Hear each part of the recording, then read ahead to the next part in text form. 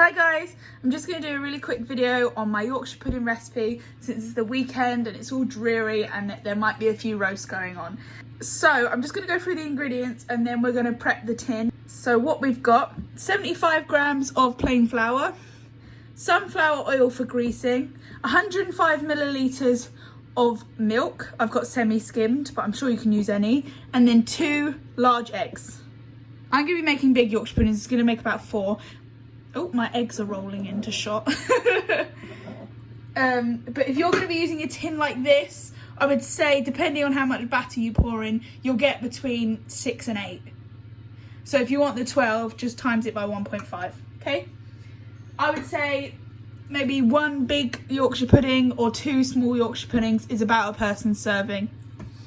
So what we're going to do, I've already preheated my oven. So what we're going to do before we even start making anything is we're going to grease our tins. Now I'm just going to do this by eye, but if you're using the small tin, I would say it's about a teaspoon, and maybe in this bigger tin, it's about a teaspoon and a half. Oil's really important in a Yorkshire pudding recipe. It stops it from sticking to the bottom, but it also helps the rise, so you need to make sure that your oil is really hot. So what we're going to do is we're going to put this in the oven at 210, 200 fan, and I think that's gas mark 7, but I will put it up on the screen if that's wrong, for 5 minutes before we start making our batter. So let's just do that now. Okay, so I'm going to be using my handheld mixer for this one. I would recommend having something electrical. A whisk will do it, but it will take a lot longer. So I'm just going to pop this together. What we're going to do, it's only 3 ingredients, so it's pretty simple. We're just going to break the eggs in to the jug. Now it's good to have a jug because then you can just pour straight into the holes in the tin.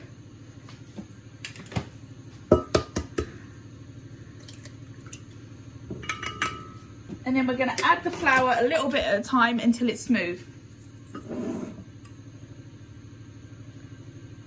So just about a third at a time, I would say.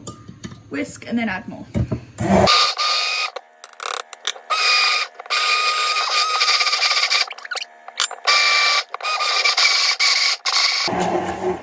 Right, I would say that's about done. I'm just going to check it with a spoon, see if any lumps come out.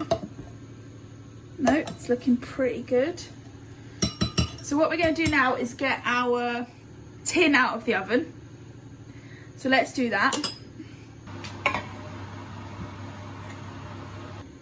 Right, you need to be quick because you don't want your oil to cool down at all. So let's do this. And just pour in an even amount into both. You can see that the oil sort of starts to cook the batter, and that's what we want. That's how we know the oil's hot enough.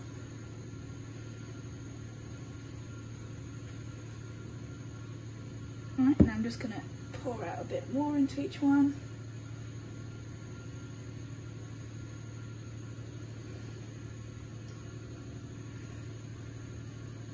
Okay, so I've put mine in the middle shelf of the oven for 20 to 25 minutes. It's really important that you don't open the oven at all whilst these are cooking. Just leave them. When the timer goes off, get them out. They should be fine. You just want them to be golden. You can see obviously through the hole as well. Okay, I'll be back in 25 minutes.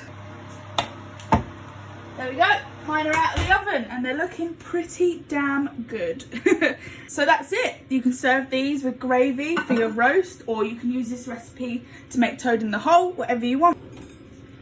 So I hope you enjoy. Bon appetit.